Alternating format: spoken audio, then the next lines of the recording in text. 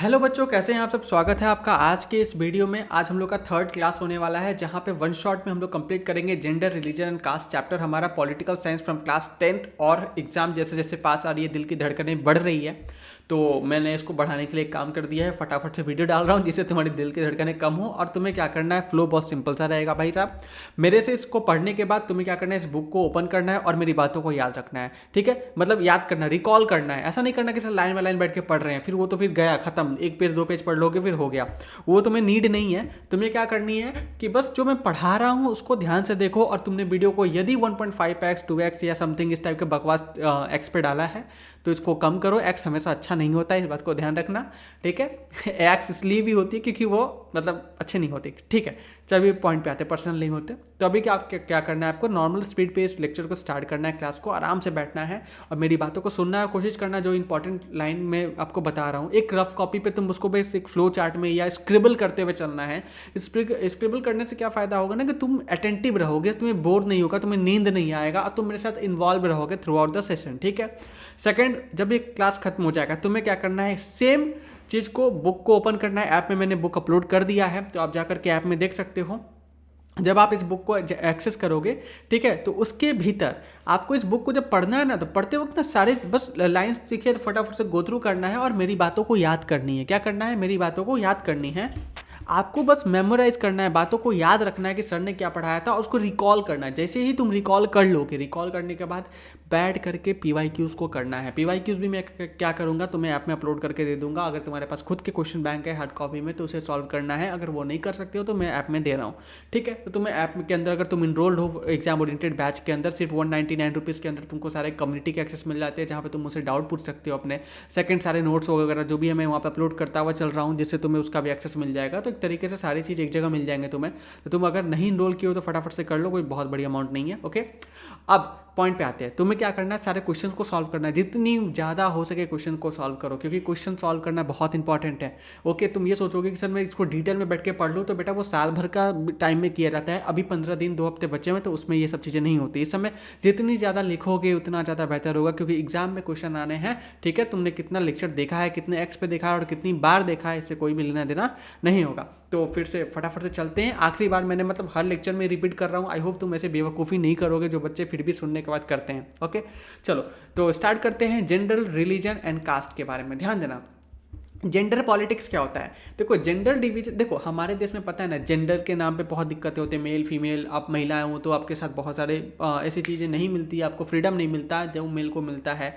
Religion के नाम पे बहुत नटंकी होती है हमारे कंट्री में। फिर कास्ट के नाम पे आपको पता ही है भाई साहब, वो अपर कास्ट, लोअर कास्ट। अभी मैंने रिकॉर्डिंग कंप्लीट किया नेल्सन मंडेला इंग्लिश का, जिसमें आपने देखा होगा, उसमें एक्चुअली आपने पढ़ा है नहीं पढ़ा तो उस लेक्चर को देखना, जहाँ पे मैंने बताया कि कैसे नेल्सन मंडेला ने क्या क्या चीज़ें फेस करी अपने लाइफ में, और वो जाकर के अफ्रीका के फर्स्ट ब्लैक प्रेसिडेंट बनते हैं। ओके, और उनके साथ प्रॉब्लम क्या थी, उनके स्किन कलर देख करके, डार्क स्किन कलर है इसलिए उनकी कम्युनिटी के साथ बहुत बुरा व्यवहार करते थे व्हाइट रेस के लोग। तो कहीं ना कहीं ये प्रॉब्लम बहुत इंपॉर्टेंट है, मतलब दिखता है कि एक्चुअली में ये एक चीज़ें एग्जिस्ट करती हैं।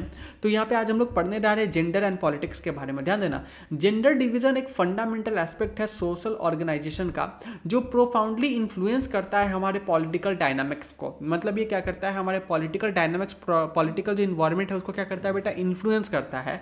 It is rooted in the societal expectation, ये तुम्हारे कहीं ना कहीं सोसाइटियल एक्सपेक्टेशन और स्टीरियोटाइप सोच से बहुत ज़्यादा जुड़ा हुआ है, rather than the inherent biological differences between the gender. देखो जैसे देखोगे एक लड़की है तो उस लोग उससे क्या उम्मीद करेंगे कि वो घर चलाए, घर के काम करे, बच्चे संभाले।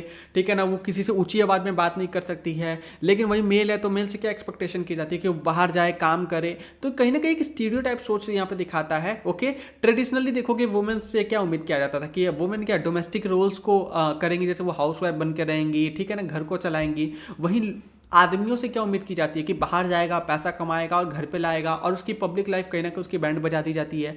मतलब कि पब्लिक लाइफ में पार्टिसिपेट तो करेगा और पूरे परिवार को बेसिकली वो जितना ग्रो कर सके वो करेगा।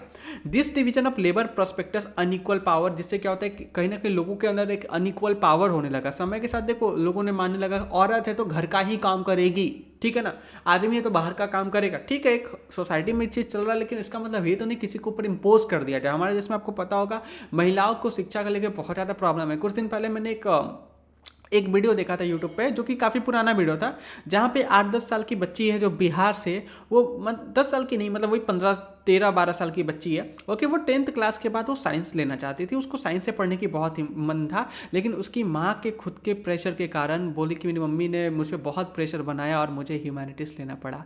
और ये बोलते हुए वो कैमरा मैन के सामने रो पड़ी। जो जो महिला थी, जो रिपोर्टर थी मैम, वो बोले अरे अरे नहीं रोते बच्चे, ऐसा नहीं करते। लेकिन वो कितना, मतलब देख के यहाँ दिल में दर्द हुआ यार कि एक बच्चा पढ़ नहीं पा रहा है क्योंकि वो लड़की है। लड़की को फ्रीडम नहीं मिलती भाई साहब, इतनी ज़्यादा उनके साथ शायद इतना रोक अगर बेटों पे लगा दिया जाता है तो आज देश में इतने रेप्स और न जाने कितने मामले सामने आते हैं, वो ना आते। But again this is problem, यही डीप रूटेड और स्टीरियोटाइप सोच है कि तुम अगर लड़की हो, तुम हंस ज़्यादा रही हो, बोल ज़्यादा रही, तो तुम्हारे चरित्र, तुम्हारे कैरेक्टर तक पे उंगली उठा दिया जाता है सोसाइटी में। और ये बहुत ही कॉमन है, आई नो कि अगर तुम लड़की हो, अगर तुम बीइंग अ गर्ल, तुम अगर इस वीडियो को देख रहे हो, तो अगर तुम्हारे पेरेंट्स तुमको कभी डांटते नहीं कि ज़्यादा हंसना नहीं, ज़्यादा उछल कूद नहीं करना, ज़्यादा बातें नहीं करना है, अगर नहीं बोलते, बहुत ही फ्रीडम रखते, तो सच में तुम बहुत ज़्यादा लकी हो, ट्रस्ट में, क्योंकि दुनिया में बहुत लड़कियां ऐसी हैं जो बहुत सारे प्रॉब्लम्स को फेस कर रही हैं वो। ठीक है, चलो, unequal power dynamics and opportunity for a women, women's के लिए अपॉर्चुनिटी की भी बहुत कमी है। आज के समय देखोगे तो चीज़ें इक्वल हो चुकी हैं, लेकिन कहीं ना कहीं एक समय था जहाँ पे वुमेन्स को अपॉर्चुनिटी की बहुत कमी थी। Okay, in a political participation और रिप्रेजेंटेशन में कहीं ना कहीं देखा जाए वो एक तरीके से बस पिछड़ के रह गई थी, इनका कोई एज सच अपना अस्तित्व नहीं है।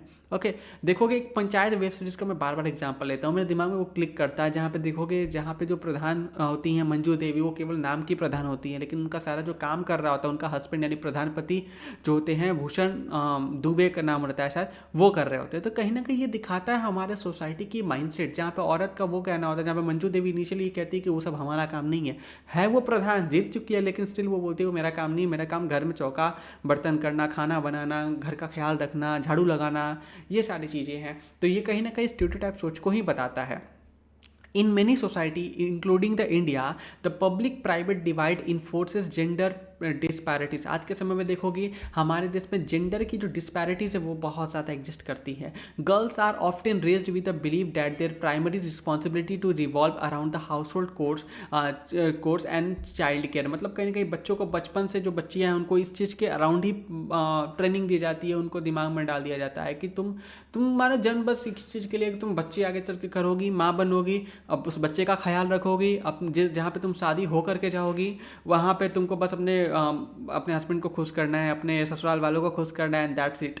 तो ये सारी चीज़ें प्रॉब्लम है। एक देखा जाए, एक औरत शादी होकर के दूसरे के घर पे जाती है, उसका घर संभालती है, बदले में सुनती है कि तुम किस घर से आई हो, तुम्हें ये तुम्हारे घर वालों ने तुम्हें कुछ सिखाया कि नहीं सिखाया। मतलब ससुराल वाले बोलते हैं कि तुम उस घर से आई हो, जहाँ पे मायके वाले ये बोलते हैं कि तुम्हारा घर अब से वो है। मतलब देखा जाए ना, मायके वाले उसको अपना घर को ना मायके वालों का घर उस औरत के लिए घर होता है, ना उस ससुराल वाले का घर उस औरत के लिए घर होता है, क्योंकि दोनों जगह ये सुन रही होती है कि तुम अपने घर पे जाके वो क्या करो।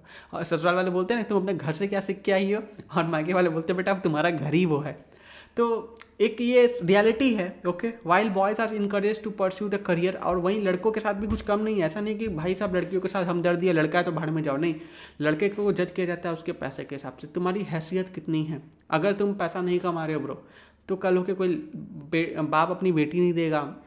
आज के समय में देखते हो ना, सरकारी नौकरी मिलने के बाद आपको अच्छा खासा दहेज मिलता है, डाउरी मिलती है, ठीक है। लेकिन देखोगे क्योंकि वहाँ पे ना लड़के की बात, लड़का कैसा भी काला कलुट्ठा कोई ना हो, जूते के मुंह तरह क्यों ना हो। मैंने देखा एक लड़के का शादी हो गया भाई, जूते के मुंह की तरह उसका शक्ल था, लेकिन गवर्नमेंट जॉब मिल गया, चपरासी का जॉब, बहुत ज़्यादा नहीं, ग्रुप डी जॉब, ठीक है ना, मिल गया। मजाक नहीं उड़ा, बट अगले का जैसा शक्ल था, जैसी लड़की उसको मिली, बुरा तो लगता है ना भाई, ठीक है। लेकिन जो भी है, प्लस उसको 30 लाख रुपीस उसको डाउरी मिले, दहेज मिले। ये सोसाइटी की, मैं प्रैक्टिकल लाइफ की बात बता रहा हूँ, ठीक है। सोसाइटी में आपके आसपास में भी देखते हो ये सब चीज़ें एग्जिस्ट करती है, तो it not a big deal at all.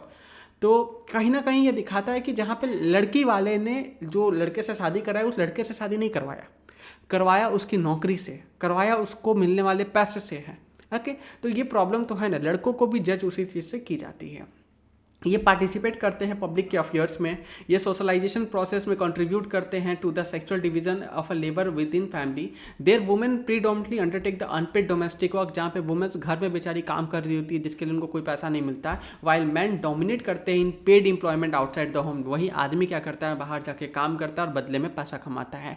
देखोगे औरत जो घर पे काम करती है, हाउस वाइफ जो काम करती है, मेरी मम्मी भी हाउस वाइफ है, उसने घर में मेरी मम्मी ने बहुत खाना बनाया है, मेरी मम्मी ने हम लोग के लिए कपड़े धोए हैं, तबीयत खराब हुआ तो हम लोग का ख्याल रखा है। तो उनके लिए मम्मी को क्या मिला, कुछ नहीं, बस मतलब ठीक है वो out of love and affection करती हैं, बट उनको ऐसा पैसा नहीं मिलता। बट मेरे पापा जब बाहर जाते हैं अपने दुकान पे बैठते हैं तो उनको पैसा मिलता है। तो यहाँ पे इसी चीज़ की बात हो रही है कि जो मेल है बाहर जाता है काम करता है तो उसको पैसा मिलता है, लेकिन वुमेन है तो उनको अनपेड वर्क करवाते हैं, वो हर एक चीज़ के लिए अपने हस्बैंड पर डिपेंडेंट होती हैं। तो ये चीज़ को यहाँ पे बोला गया है। ऑल्दो वुमेन में engage in the productive activities, हाँ वुमेन भी प्रोडक्टिव एक्टिविटीज़ में इन्वॉल्व हो सकती हैं या फिर होती भी, जैसे एग्रीकल्चर वर्क। जैसे मैं बात करूँ गांव में आज भी जाओगे तो वहाँ पे जैसे परिवार में औरतें हैं वो भी बेचारी खेत में काम कर रही होती है, जो कटाई होती है ना, हार्वेस्टिंग, तो हंसुए से काटती हैं आज भी। जी हाँ, आज भी कई मेजोरिटी ऑफ द किसानों के पास हार्वेस्टर जैसा टूल नहीं है, ठीक है, तो वहाँ पे लोग मैनुअली इसको कट करते हैं। तो एक तरीके से वो इनफॉर्मल लेबर के तौर पे बेचारी क्या करती हैं, काम करती हैं।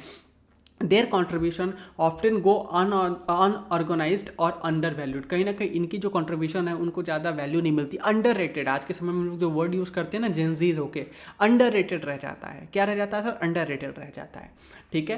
The consequences of this gender division of labour extend to the women participation in the politics. Historically women have been marginalised from the political decision making process. कहीं ना कहीं देखोगे औरतों को पास्ट मतलब हिस्टोरिकली देखते आओगे तो औरतों को यार जनरली सब चीज़ों में नहीं डाला जाता। कई बार सुनते हो यार औरतें हैं, इनका इनमें क्या ज़रूरत है, इनसे क्या ही एडवाइस लिया जाए, तो वैसा वाला सिनेरियो हमेशा से बन के आया है। Including the voting and holding the elected office, मतलब इनको वोट दे के क्या इनको क्या ही समझ में आएगा, या फिर इनको मंत्री या फिर कोई बड़े ऑफिसर्स पॉइंट पे डालेंगे, इनसे हो भी पाएगा कि नहीं हो पाएगा, मतलब इनके कैपेबिलिटी पे क्वेश्चन मार्क हमेशा लगा दिया जाता था। However women's movement have challenge this norms, लेकिन वुमेन्स जो मूवमेंट है यहाँ पे कई औरतें बाहर आई, इन नॉर्म्स को उन्होंने चैलेंज करा, कि एडवोकेटेड करा जेंडर इक्वालिटी के बारे में। देखो कि कई सारे ऐसे वुमेन्स हैं जो आज के समय में बाहर आई और भाई उन्होंने बहुत एक्सेल, इन्होंने मिसाल बोलते हैं ना, एक एग्जाम्पल सेट किया, एक बेंचमार्क लगाया है कि नहीं तुम, even males are not better than women, women are far better than us यार sometimes, okay. In political representation this movement have pushed for legal reforms, जिससे क्या हुआ, लीगल रिफॉर्म्स हुआ हमारे देश में, एजुकेशनल अपॉर्चुनिटी मिली महिलाओं को। आज के समय में देखोगे आज भाई ऑलमोस्ट लड़कियां पढ़ती है, लेकिन स्टिल देयर आर जहाँ पे जिन पेरेंट्स के पास एजुकेशन नहीं है, जो पेरेंट्स जिनकी अपब्रिंगिंग बहुत अच्छे क्लास ऑफ फैमिली में नहीं हुई, जिनकी माइंडसेट बहुत नैरो है, तो आज भी बच्चियों को नहीं पढ़ाना चाहते हैं। अब ये कल्ट क्लासिक एग्जाम्पल आपके सामने लिया, जहाँ पे एक माँ ने ही अपने बच्चों को फोर्सफुली ह्यूमैनिटीज़ दिला दी। मैं ये नहीं बोल रहा कि ह्यूमैनिटीज़ पढ़ना बेकार है, मेरा ये कहना है कि बिन मर्जी के पढ़ना बेकार है, ओके। अगर इसका इच्छा है साइंस में तो उसको दिलाना चाहिए था, okay. And employment right to the empower women, ठीक है ना कहीं उनको एम्प्लॉयमेंट राइट भी दिया जाए, जिससे वुमेन भी अपने पैरों पे खड़ी हो पाए और इन्हांस कर पाए अपनी पॉलिटिकल एजेंसी, मतलब वो पॉलिटिकली भी अपना पार्टिसिपेशन दे पाए। आज के समय में देखोगी कि हमारे देश में बहुत सारे ऐसे लीडर्स हैं जो वुमेन हैं, ठीक है, लेकिन हाँ एग्जिस्ट कर रही, तो आज के समय में इतनी इनडेप्थ प्रॉब्लम नहीं है वुमेन्स में, लेकिन अभी भी तुम गाँव वगैरह क्षेत्र में जाओगे या राजस्थान में या फिर यूपी में, बिहार में, कहीं भी, मतलब ऐसा, मतलब हमको लगता है पूरी कंट्री की बात कर ले, जो भी बहुत ही पिछड़े एरिया गाँव वगैरह है, वहाँ पे ऐसे प्रॉब्लम एग्जिस्ट किया करती हैं, ओके। चलो, despite of the process in the some area significant gender disparity protest in, देखो आज भी देखो बहुत सारी चीज़ें बदल गई हैं, लेकिन स्टिल थोड़े बहुत तो प्रॉब्लम्स और एग्जिस्ट करती है।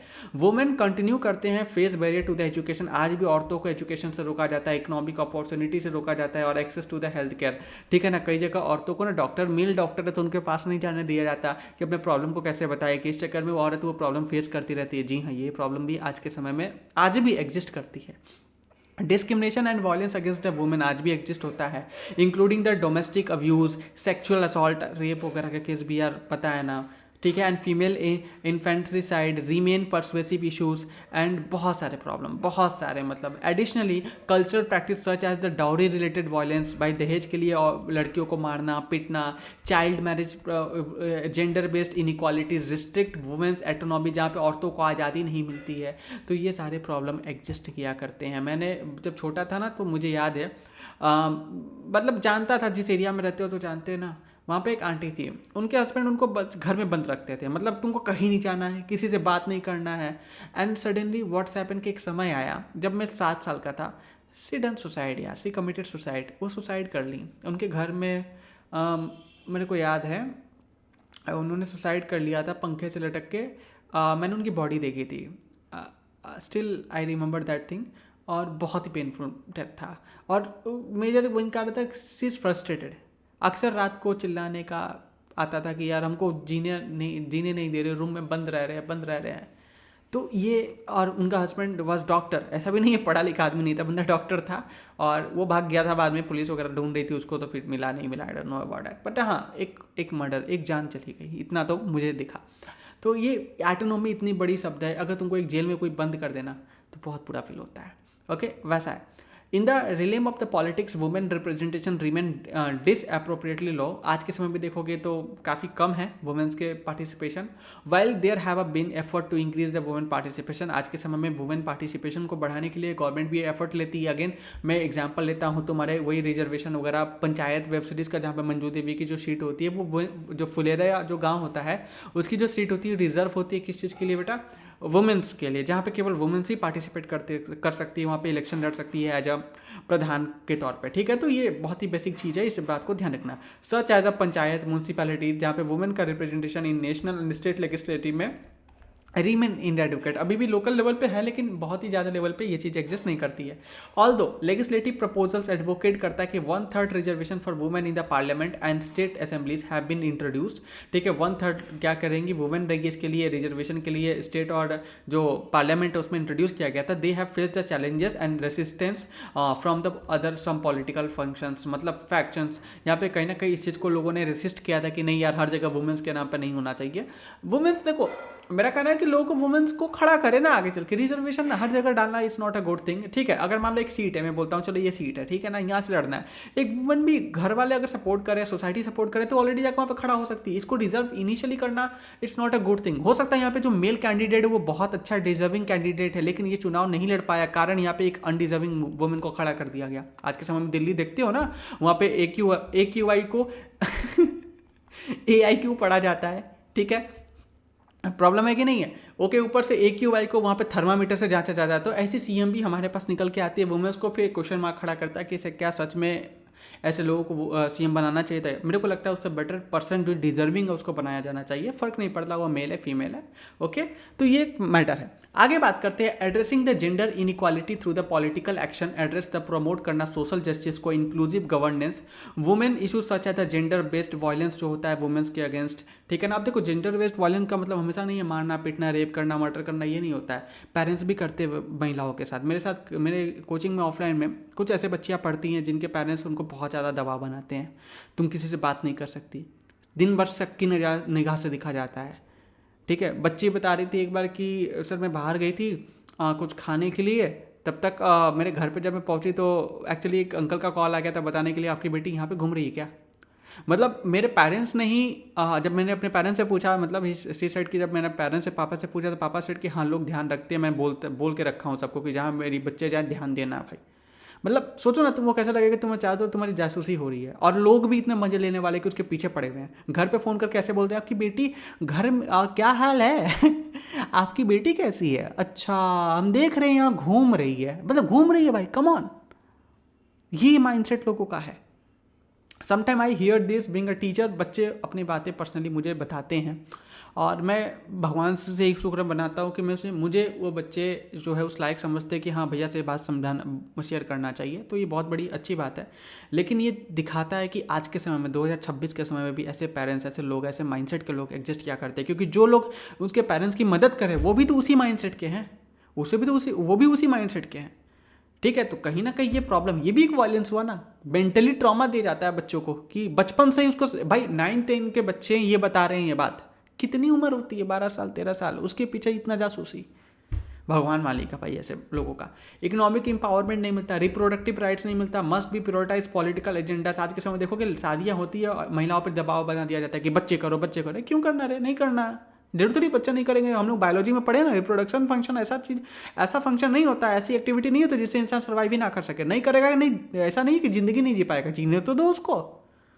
खास करके घर में बुढ़े बुढ़ियाँ जो होती हैं, जो मरने वाले होते हैं इनकी अलग नौटंकी होती है कि इनको पोता देखना है। अभी नहीं देखना, मर जाओ ना, क्या दिक्कत है यार। It's a serious thing. आप किसी का लाइफ नहीं बर्बाद कर सकते। एक बार बच्चे होने के बाद कपल की जिंदगी ना बस एक रैट रेस में फंस के रह जाती है, जहाँ पे बस वो बच्चे के लिए सब कुछ सोचने लगते हैं, उनकी प्राइवेट लाइफ की बैंड बज जाती है भाई साहब। और ये सोसाइटियल चीज़ें हैं, ये एग्जिस्ट करती हैं। Increasing the women representation in decision making bodies not only enhance the democratic legitimacy but also ensure करता है डाइवर्स पर्सपेक्टिव। ठीक है, experience are considered in the policy making process. Overall, the recognizing and challenging gender division in the society are critical steps toward the achieving the gender equality and advancing the women's rights. Political mobilization, advocacy for the legal reform play a vital role in the dismantling the structure barriers and creating more inclusive, equitable society for all the genders. समझ में आया? अब देखो यहाँ पे sexual division of labour क्या होता है? System in which all the worker inside the home either done by the women or a family or organised by them through the domestic helpers. इसको क्या बोलते हैं हम लोग? सेक्सुअल डिवीजन ऑफ लेबर्स बोलते हैं, जहाँ पे लोग काम कर रहे हैं ना, मेल फीमेल बहुत सा। फेमिनिस्ट क्या होता है? एक वुमेन या मैन जो बिलीव करता है equal rights of opportunity women और मैन के लिए, उसको फेमिनिस्ट कहा जाता है। आज के समय फेमिनिज्म का पता है ना, कुछ अलग ही डेफिनेशन चल रखा है, तो वो फेमिनिज्म नहीं हुआ। फेमिनिज्म का मतलब होता है सेल्फ रिलायंस, जहाँ पे अगर मुझे लगता है कि औरत एक मेहनत कर सकती है, एक लड़की मेहनत करे, सशक्त बने, एजुकेटेड बने, तो उसको बोलते हैं फेमिनिस्ट। ना कि फेमिनिस्ट वो पर्सन जहाँ पे औरतें कुछ भी करे, गांजा पी के रोड पे पड़ी रहे। अभी न्यू ईयर हुआ था ना, कई लड़कियां भाई साहब ड्रंक करके रात को पड़ी हुई हैं, न जाने कितने, अब मतलब समझो हर वो वल्गर काम कर रही हैं। उसको फेमिनिज्म नहीं कहते, उसको सेल्फ रिलायंस नहीं कहते, उसको वल्गैरिटी कहते हैं, उसको स्टुपिडिटी कहते हैं, उसको बेवकूफ़ी कहते हैं। और ऐसे लोगों के अगेंस्ट स्ट्रिक्ट एक्शन होना चाहिए, क्योंकि ये सोसाइटी को ख़राब करते हैं। ये हमारे सोसाइटी को क्या करते हैं? ख़राब करते हैं। ठीक है, ये हम लोग का देख सकते हो कि इंडिया का मैप दे रखा है, यहाँ पे चाइल्ड सेक्स रेशियो दे रखा है 2011 के हिसाब से। ओके, तो यहाँ पे है। ओके, चलो आगे बात करते हैं। यहाँ पे मतलब कितने लोग 1000 रुपये में काम, मतलब बेसिकली 1000 के हिसाब से कितने चाइल्ड लेबर काम का रेशियो दे रखा है, बेसिकली इसको देख लेना। ओके, अभी आगे बढ़ते हैं। ये हमारे पास देखो वर्ल्ड एवरेज यहाँ पे दे रखा है, women in national parliament in different region of the world कितने कितने % है। तो यहाँ पे अमेरिका, यूरोप, सब सहारन अफ्रीका, एशिया, अरब स्टेट्स, पैसिफिक, इंडिया, तो ये सारे हमारे पास एक डेटा दे रखा है, तुम देख लेना। आगे बात करते हैं रीजनल कम्युनिज्म एंड पॉलिटिक्स के बारे में। Religion, communism and politics basically. ठीक है, ध्यान देना, religious diversity is a prevalent in a many countries in world wide. ठीक है, इंक्लूडिंग द इंडिया। देखोगे रिलीजन डाइवर्सिटी जो होती है, मतलब अलग अलग रिलीजन के लोग, ही बहुत ही कॉमन है पूरे वर्ल्ड वाइड। इंडिया में भी देखोगे रिलीजन डाइवर्सिटी बहुत ज़्यादा है। And often manifest in the political arena, कहीं ना कहीं पॉलिटिक्स में भी काफ़ी ज़्यादा ये रोल प्ले करता है। Unlike the gender division where which are based on the social expectation, religious differences can lead to the various express in the politics.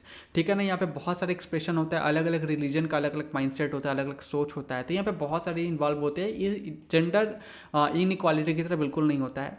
For the instance, Mahatma Gandhi believe that the politics should be guided by the ethical principle. Gandhi ji का क्या कहना था कि जो politics होती है ना, वो इथिकल प्रिंसिपल के से गाइडेड होना चाहिए, उसके हिसाब से होना चाहिए, जो ड्राइव करता है फ्रॉम रिलीजन, जो इम्फोसाइज करता है importance of integrating the moral value into the governance.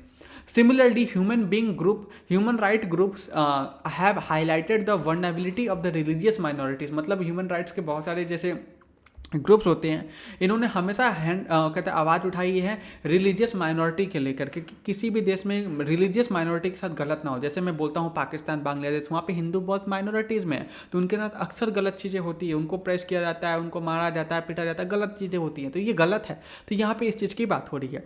In the communal riots calling for a governance intervention, जहाँ पे गवर्नमेंट इनके राइट्स को लेकर के काम करे। तो आपको पता है बांग्लादेश और पाकिस्तान में ऐसा कुछ होता नहीं है, तो वो पाकिस्तान बांग्लादेश का एग्जाम्पल लेके मैं बता रहा हूँ। Okay, additionally the women movement has advocated for the reforms in family laws across all the religion address the gender discrimination. While the religion can inform the political decision and values, यहाँ पे क्या होता है, तुम्हारे जो religion होता है ये इन्फॉर्म करता है जनरली पॉलिटिकल डिसीजंस कैसे होना चाहिए, उनके वैल्यूज़ क्या होना चाहिए। जैसे हमारे देश में जो पॉलिटिकल जो डिसीजंस होते हैं काफ़ी अच्छे होते हैं गवर्नमेंट की, हमारे देश में माइनॉरिटी है, देखो उनके अगेंस्ट बहुत सारे, हमारे देश में माइनॉरिटी है तो उनको अलग से रिजर्वेशन तक दिया जाता है भाई साहब। हमारे देश में जो मुस्लिम्स है, क्रिश्चियंस है, सिख है, उनको माइनॉरिटी का दर्जा दिया जाता है, उनके अंदर उनको एक्स्ट्रा बेनिफिट्स गवर्नमेंट प्रोवाइड कराती है। लेकिन वही पाकिस्तान बांग्लादेश में चले जाओ, हिंदू होना ही तुम्हारे लिए गुनाह है, क्रिश्चियन तो है ही नहीं पाकिस्तान बांग्लादेश में, सिख तो भूल ही जाओ। तो कहीं ना कहीं ये दिक्कतें वाली बात है। अभी रिसेंटली 4 साल पहले की बात है, जब अफगानिस्तान से यूएस ने पुल आउट किया, यूएस पहले अफगानिस्तान में था ना, जैसे वहाँ से पुल आउट किया तो वहाँ से गुरु ग्रंथ साहब जी को उठा करके इंडिया में लेके आया गया था, क्योंकि वहाँ पे इतनी बुरी दशा थी कि भाई साहब गुरुद्वारे वगैरह को तोड़ दिया जाएगा, क्योंकि वहाँ पे अफगान जो तालिबान था वो पूरा कैप्चर कर लिया, तो उनसे क्या ही उम्मीद करोगे। ठीक है, तो ये चीज़ है, बिकॉज यार मुस्लिम वो जो टेररिस्ट थे, ठीक है, it believe problematic when he use to discriminate or operate certain religious community. जैसे जहाँ पे एक दिक्कत कब आती है एक पॉलिटिकल सोसाइटी में, जब एक रिलीजन दूसरे रिलीजन के लोगों पे गलत उनके साथ डिस्क्रिमिनेशन का चालू कर देते हैं, उनको ऑपरेस करने की काम करते हैं, ठीक है ना। However when the religious principle are applied fairly and equally, अगर मान लो रिलीजियस का जो प्रिंसिपल है वो इक्वली अगर अप्लाई किया जाए तो ये कंट्रीब्यूट कर सकता है positive to political discourses and governance. जैसे हमारे देश में भी देखोगे कई ऐसे लोग हैं जो अलग अलग डिफरेंट रिलीजन के, लेकिन आकर के कितना अच्छा कॉन्ट्रीब्यूट किया। जैसे पारसी देख लो तुम, रतन टाटा जी, रिस्पेक्ट है भाई। मुस्लिम एपीजे अब्दुल कलाम। हिंदू में तुम देख लो, हमारे पास इतने बड़े बड़े लोग, हमारे पास इतने सारे लिस्ट है, ठीक हो। तो कहीं ना कहीं समझो यहाँ पे अगर सारे रिलीजन एक साथ आ जाए, एक अच्छा ब्लेंड क्रिएट करे, तो कितना खूबसूरत चीज़ें हो सकती हैं। Individual should be able to express their religious identity politics while respecting the rights and freedom of the others. Ultimately the relationship between the religion and politics should be promote equally justice and inclusivity, ensure that no community is marginalised and discriminated against based on the religious belief. मतलब किसी भी community को उनके religion के नाम पे उनके साथ गलत, मतलब उनको डिस्क्रिमिनेट करना, उनको अप्रोच करना, मतलब दबाना, ये चीज़ें नहीं होना चाहिए, ठीक है। आगे बात करते हैं कम्युनिज्म के बारे में। देखो, communism arises when religion is perceived as the basis of nationhood, ठीक है ना, लीडिंग टू द डाइवर्सिव और exclusive politics. In extreme cases communal politics can accelerate tension between the religious communities. कई बार क्या होता है, पॉलिटिकल पार्टीज जो होती है ना, ये रिलीजियस कम्युनिटीज उनमें टेंशन क्रिएट कर सकती है, जिससे कॉन्फ्लिक्ट और वायलेंस क्रिएट होता है। बोलते हैं ना अलग अलग रिलीजन को लड़ा दो वगैरह वगैरह। At the core of the communal parties politics, communal politics, it is believe that the follower of a particular religion constitute a single social community with identical interest.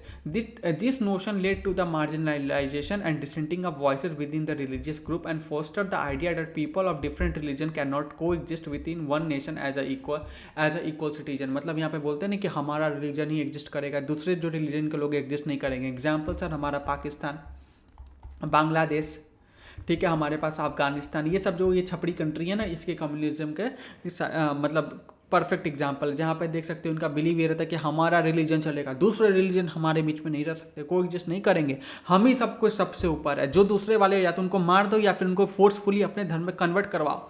ये इनका घटिया माइंडसेट होता है, ठीक है। Communism can manifest in the various ways. जैसे everyday believe, common expression of communism include the religious prejudice, stereotype सोच होना, ठीक है, घटिया सोच। द बिलीव ऑफ सुपीरियरिटी, हम तो ऊपर हैं, दूसरे रिलीजन नीचे हैं, वाला घटिया सा सोच। This basis often go unnoticed but contribute to the social division, जिससे क्या होता है, सोसाइटी ही आपस में क्या हो जाती है बेटा, बढ़ जाती है। फिर दूसरा होता है quest for the political dominance, मतलब कम्युनल माइंडसेट में सीक पॉलिटिकल डोमिनेंस, इनको चाहिए पॉलिटिकल डोमिनेंस। जैसे इस्लाम में अभी क्या बोला, तालिबान अफगानिस्तान में कब्जा कर लिया, अभी बांग्लादेश में नौटंकी कर रहे हैं कि हम लोग बांग्लादेश को मुस्लिम कंट्री बनाएंगे। वो ऑलरेडी हैं बट फिर भी बनना है उनको, पता नहीं क्या कौन सा गांजा फूक के बैठे रहते हैं। वो पाकिस्तान का गुरु भी किसको बनाया, पाकिस्तान को। अगर भाई बांग्लादेश आज एग्जिस्ट ही नहीं करता, अगर इंडिया ना होता, पाकिस्तान से तो उनको आज़ादी दिलाई, लेकिन दे विल लाइक नहीं, हमको तो नाला में रहने का शौक है, गटर में रहने का शौक है, हम वहीं रहना चाहते हैं, रहो, क्या दिक्कत है। तो सेम चीज़, ठीक है। तो इनको रिलीजन सेव करना, भाई रिलीजन सेव करने चले, खुद को खाने का खाना नहीं है, भीख मांग रहे हैं। पाकिस्तान दुनिया से भीख मांगता है भाई साहब, वो इस्लाम का रक्षा करेगा, बताओ। ये बात सऊदी अरबिया यूएई बोले तो समझ में भी आता, पाकिस्तान, लेकिन वो कहते हैं, बस कॉन्फिडेंस होता है ऐसा, वरना ना हो, ठीक है। Leading to the majoritarian dominance and aspiration, मतलब वही है, दूसरे जो रिलीजन के लोग हैं उनको परेशान करना, इनका रोज का नौटंकी। आगे बात करते हैं political mobilisation on the religious line. बोलते हैं ना टेररिज्म वगैरह फैलाना, बोलते 72 हूर मिलेंगे, टेरर जाके फूट जाओ हम जाके, ठीक है। सुसाइड बॉम्ब करो, इंडिया में इतने सारे अटैक करो, लास्ट ईयर भी देखो पहलगाम अटैक हुआ था, तो ये क्या है, नौटंकी जो टेररिस्ट जो आते हैं ये सब क्या माइंडसेट से आते हैं, इनका ये क्या रहता है ना कि हम तो क्या हमारे धर्म के लिए मर रहे हैं और हम इस्लाम की रक्षा कर रहे हैं। अरे भाई, एक इनोसेंट सिविलियन को तुमने मार दिया उसका रिलीजन पूछ करके, भाई शर्म करो। इतना गए गुजरा कोई कैसे हो सकता है, और तुम ये सोच रहे हो कि तुम्हारा रिलीजन, या अब मेरा मानना है भगवान अगर एक है तो वो भगवान कभी भी इनको, भाई जन्नत तो छोड़ो, इसको हेल से भी बुरी जगह डालेगा, इतनी दशा करेगा इनकी। भाई ये तरीका होता है क्या? मतलब क्या करें इन लोगों को, क्या मतलब कितनी घटिया माइंडसेट हो सकती है, मैं समझ नहीं पाता हूँ कभी। Political leaders may mobilise forward based on the religious entity using the scare symbol, ठीक है, emotional appeals, fear to garner support. This form communism often exploit the interest on the emotion on the one religious group over the others. मतलब देखोगे generally Pakistan वगैरह में करते नहीं, इस्लाम का रक्षा करेंगे, टेररिस्ट जो होते हैं तुम्हारे वो सब, कौन अजहर करके नाम है उसका, कि क्या नाम है, मसूद अजहर, वो रिलीजियस ग्रुप बना रहता है कि हम लोग भाई धर्म का रक्षा करेंगे, इंडिया में मुस्लिम के अगेंस्ट बहुत अत्याचार हो रहा है। अरे कोई अत्याचार नहीं हो रहा, कितने दोस्त हैं मुस्लिम जो मेरे हैं, मतलब कितने बहुत सारे दोस्त हैं जो मुस्लिम हैं और मेरे हैं, वो सब मिलके गाली देते हैं पाकिस्तानी पागल है। हमारे इंडिया के भी मुस्लिम जो है जितने को तो एटलीस्ट मैं जानता हूँ, मैक्सिमम जो ऐसे वो खुद गाली दे रहे होते हैं कि साले, मतलब है भाई कुछ तो है, ठीक है, बोलना नहीं चाहूँगा कि मतलब बेगानी शादी में अब्दुल्ला दीवाना, कोई लेना देना नहीं है उनको, ये लोग यहाँ पे खुश है। लेकिन वो लोग वहाँ पे पाकिस्तान में ये नैरेटिव बुनते रहते हैं क्योंकि उनको को जानता है उनको कोई सीरियस लेगा नहीं, ठीक है। तो वो पाकिस्तान में गवार भरे पड़े हैं तो उनको ये सिखाते रहते हैं कि भाई इंडिया में मुस्लिम सुरक्षित नहीं है, हम लोग को इकट्ठा आना पड़ेगा। वो लोग इकट्ठा आ रहे हैं, आपस में नौटंकी कर रहे हैं और आके यहाँ पे फूट रहे हैं, और यहाँ पे सिविलियंस का जान जरा दिक्कत यही है। समझ में आया? फिर चौथा होता है कम्युनल वायलेंस वगैरह भी क्रिएट करवाना। देखो कि हमारे देश में भी कई बार कई नेता चीप पॉलिटिक्स के चक्कर में दो रिलीजन, दो समुदाय के बीच में लड़ाई झगड़ा वगैरह लगाते रहते हैं अपने पॉलिटिकल बेनिफिट के लिए, तो वो भी यहाँ पे देखने को मिलता है। In the most extreme form communism result in the communal violence, riots, massacres होता है जहाँ पे बहुत सारे लोग एक दूसरे को मार देते, दंगा रॉयट्स वगैरह हो जाता है। Historical event like a partition of India, देखो इंडिया पाकिस्तान का पार्टीशन कितना बुरा हुआ था यार, क्लासिक एग्जाम्पल है। पोस्ट इंडिपेंडेंस कम्युनल वायलेंस देखने को मिला था, वह हिंदू वर्सेस मुस्लिम ही तो था और क्या था, जिसका कोई मतलब नहीं था, मरे मुस्लिम ही मरा हिंदू भी, क्या मिला अल्टीमेटली खून, ब्लड बाथ। लेकिन पता नहीं लोगों को क्यों ये चीज़ नहीं समझ में आती, क्यों क्यों करना है ऐसा, और ज़्यादातर समय में लोग इनोसेंट ही मरते हैं। चलो, सेकुलर स्टेट क्या होता है? सेकुलर स्टेट का मतलब सिंपल सी भाषा में बात करें तो कोई भी एक धर्म को फेवर ना करे, सभी धर्म को फेवर करे, सबको इक्वल मान के चले, that is called secular state. ध्यान देना, हमारा देश भी वही है, हमारे देश में मस्जिद भी दिखाई देगी आपको, गुरुद्वारे भी दिखाई देंगे, मंदिर भी दिखाई देगी, चर्चेस भी दिखाई देंगे और मॉनेस्ट्री भी दिखाई देगी, मतलब हर एक चीज़ दिखाई देती है, ठीक है ना। कोई दिक्कत वाली यहाँ पे बात नहीं, किसी को भी रोका नहीं जाता कि आप इस धर्म की अब चीज़ों को बढ़ाएंगे नहीं बढ़ाएंगे, गवर्नमेंट कभी भी इंटरफेयर नहीं करती, सबको इक्वली राइट्स देती है और उसको प्रैक्टिस करने देती है। Okay, the concept of the secular state was deliberately chosen by the farmers of Indian constitution. Farmer of Indian constitution का मतलब किसान की बात नहीं हो रही है, जिन्होंने कॉन्स्टिट्यूशन बनाया है भाई, ठीक है, doctor B R Ambedkar committee थी ना, तो उन्होंने कॉन्स्टिट्यूशन बनाया था, तो उन्होंने इस चीज़ को चूज़ किया था कि हमारा देश हमेशा धर्म निरपेक्ष होकर चलेगा, सभी धर्म के लोगों के लिए यहाँ पे रिस्पेक्ट होगी, यहाँ पे सभी धर्म के लोग आराम से पीसफुली को एग्जिस्ट करेंगे। As a response to the challenge of communism, इन्होंने, क्योंकि कम्युनिज्म इन्होंने देखा था, अंग्रेजों ने क्या किया, डिवाइड एंड रूल, मुगलों ने क्या, सेम चीज़ भाई, हिंदू वर्सेस मुस्लिम, क्योंकि मुस्लिम थे तो वो हिंदुओं के मंदिरों को तोड़ देते थे। अब अयोध्या में देखो जो मंदिर टूटा था उसके बाद वहाँ पे मस्जिद बना दिया गया था, वो अलग बात है कि समय के साथ फिर वापस से वहाँ मंदिर खड़ी हो पाई है। आज के समय तुम काशी में देख लो, सेम प्रॉब्लम एग्जिस्ट करती है, मैं खुद बनारस का हूँ तो मुझे किसी की प्रूफ की जरूरत नहीं है। मथुरा में देख लो, सेम प्रॉब्लम एग्जिस्ट करता है, मतलब हिंदुओं की मंदिर, वहाँ के हिंदुओं की धरोहर को तोड़ करके वहाँ पर मस्जिद बना देना, ऐसा नौटंकी करना। तो ये सब क्या होता है कि एक्चुअली कम्युनिज्म का ही तो पार्ट है। तो कहीं ना कहीं जब कॉन्स्टिट्यूशन बना था तो कहीं ना कहीं जो हमारे जो लोग थे जो इनको बना रहे थे उनके दिमाग में ये चीज़ कहीं ना कहीं क्लैरिटी थी कि नहीं यार ये प्रॉब्लम तो एग्जिस्ट करता है, तो हम लोग क्या करेंगे, हिंदू मुस्लिम सिख ईसाई सारे लोग साथ में को एग्जिस्ट करें, इस तरीके का कॉन्स्टिट्यूशन बनाओ, ना कि किसी एक धर्म को फेवर किया जाए। और इसी चीज़ से प्रॉब्लम थी जिन्ना को, इसी वजह से इंडिया पाकिस्तान का क्या हुआ, बाद में विभाजन हुआ, और जहाँ पे वो मुस्लिमों को लेकर पाकिस्तान में चले गए और वह इंडिया जो था वहाँ पर बोला कि हिंदू मुस्लिम जिसको यहाँ पर रहना रह सकता है, कोई दिक्कत वाली बात नहीं है। और नतीजा ये हुआ भी कि हमारे देश में मुस्लिम है और पाकिस्तान से ज़्यादा मुस्लिम हमारे देश में रहते हैं, जो सेफ और सिक्योर तरीके से रह रहे हैं बिना किसी दिक्कत के। लेकिन फिर भी पाकिस्तान जैसा जाहिल कौम, जाहिल लोग हमारे पीछे पड़े हुए हैं। ठीक है। Secularism in India is not merely on the ideology but the fundamental principle. हमारा ऐसा नहीं कोई आइडियोलॉजी है बस बोल दिया कि सेक्युलर रहना, नहीं, एक फंडामेंटल प्रिंसिपल है जो इनरिच करता है कॉन्स्टिट्यूशन, जो कॉन्स्टिट्यूशन में एकदम लिखा गया, प्रॉपरली लिखा गया है, जिसका एम है fostering the harmony and equality among the diverse religious communities. जिसका एम ही है सर कि जो हमारी डाइवर्स रिलीजियस कम्युनिटी है उनके बीच में हार्मोनी, आपस में प्रेम व्यवहार और भाईचारा बना रहे और इक्वालिटी बना रहे। ठीक है। अब इसके कुछ फीचर्स क्या क्या होते हैं सर? तो एब्सेंस ऑफ ऑफिशियल रिलीजन, मतलब कोई भी देश जैसे कि सऊदी अरेबिया बोलता है कि हम इस्लामिक कंट्री है, ओके। उसके बाद यूरोपियन कंट्री जैसे इटली बोलता है हम लोग क्रिश्चियन कंट्री है, वहीं हमारा देश बोलता है हम लोग कोई भी रिलीजन स्पेसिफिक कंट्री नहीं है, हम लोग एक सेकुलर कंट्री है जहाँ पे सारे रिलीजन पीसफुली को एग्जिस्ट करते हैं। देखो unlike some other country where the specific religion hold the official status like Buddhism in Sri Lanka, Islam in Pakistan, Christianity in England, Indian constitution का ऐसा कुछ भी नहीं है, यहाँ पे हम लोग न्यूट्रल रहते हैं। ओके, आगे बात करता है फ्रीडम ऑफ रिलीजन। यहाँ पे सारे जो धर्म के लोग हैं उनको राइट दिया गया कि आप अपने धर्म को प्रोपैगेट कीजिए, प्रोफेट कीजिए, प्रैक्टिस कीजिए। जैसे मैं बोलता हूँ कि हम लोग एक धर्म बनाते हैं, चलो दोनों मिलके, हाँ, बौंग धर्म, ठीक है ना, ये बौंग धर्म हो गया, हम लोगों ने बैठ के बना लिया, चलो तो ये धर्म को भी गवर्नमेंट बोलेगी कोई बात नहीं, आप प्रैक्टिस करो, कोई दिक्कत वाली बात नहीं, आपका जो भी रिचुअल्स वगैरह मनाओ। समझ में आया? तो ये पढ़ाते हुए मैंने बौंग धर्म बनाया है थ्रू आउट कि बच्चों को समझा पाऊँ। मैं तुम्हारे भी रेगुलर क्लासेस में अगर तुम उसे पढ़ के आए तो तुमको पता है बौंग धर्म क्या है। हम लोग इसको क्रिएट करते हैं हमेशा कि रिलीजन की, एक्चुअली सीरियसली मैं तुम्हें समझाना चाहता हूँ कि भाई इतनी आज़ादी हमारे देश में है कि जो मैं एक वर्ड लिख रहा हूँ जिसको मैं BOMK लिख रहा हूँ, इट्स नॉट अ BON के जिसको बौंक बोला जाए, नहीं, it's a BOMK, but still government will recognise. अगर बात आ गई, गवर्नमेंट कभी भी मेरे को आके नहीं बोले तुम क्या नौटंकी कर रहे हो, बौंग धर्म डाल रहे हो, ऐसा वैसा, कभी भी नहीं। भाई फ्रीडम है, यही तो आज़ादी है, ये चीज़ कमाया है हम लोगों ने। ठीक है, चलो। प्रोहिबिशन ऑफ रिलीजियस डिस्क्रिमिनेशन, किसी का भी रिलीजन के बेसिस पे उसके साथ डिस्क्रिमिनेशन नहीं किया जाएगा। और नो डाउट हमारे देश में कोई भी बंदा खड़ा होकर ये नहीं बोल सकता कि उसको डिस्क्रिमिनेट किया गया उसकी रिलीजन के बेसिस पे। अगर वो कह रहा है तो मोस्ट प्रॉब्ली वो झूठ बोल रहा है, क्योंकि भाई पता अगर ऐसा तुम्हारे साथ हुआ ना तो तुम ऐसा केस ठोक सकते हो, तो हमारे कोर्ट के पास जा सकते हो हेल्प के लिए कि उस जो बंदा डिस्क्रिमिनेशन कर रहा है वो कुछ करने के लायक फिर रहेगा नहीं। ठीक है, तो ये चीज़ है। फिर स्टेट इंटरवेंशन फॉर इक्वालिटी, कहीं ना कहीं गवर्नमेंट इस चीज़ को हमेशा प्रमोट करती रहती है कि इक्वालिटी हमेशा बना रहे, ये जरूरी है। क्लियर है? तो ये चीज़ आपको समझ में आया। यहाँ पे देखो क्या लिखा है, सेक्युलरिज्म सर्व करता है foundation principle of Indian democracy, जो इंश्योर करता है ह्यूमनिज्म। देखो यहाँ पे पूछ सकता है कि क्या करता है सेक्युलरिज्म, तो तुम डायरेक्टली ये आंसर को कोट कर सकते हो एग्जामिनेशन में। विच थ्रेट करता है, we threats the very essence, we threatens the very essence of India, it's combat the effectively, however the secular constitution along it not sufficient. हमारे देश में केवल सेक्युलर कॉन्स्टिट्यूशन होना सफिशिएंट नहीं है टू कहते हैं eradicate the communism, it required the concentrated effort. समय के साथ हमें एफर्ट भी लेना पड़ेगा जहाँ पे हम लोग क्या करें, इक्वालिटी को, डिस्क्रिमिनेशन को ख़त्म करें और इक्वालिटी को प्रमोट करें कि सारे जो रिलीजन के लोग हैं आपस में शांति तरीके से रह पाएँ और अपने वैल्यूज़ को चेंज कर पाए और साथ में कोई एग्जिस्ट कर पाएँ। ये सिंपल सी बात इसकी लिखी गई है, तुम लोग लाइन बाय लाइन वो अपना पढ़ के लिपटा लेना।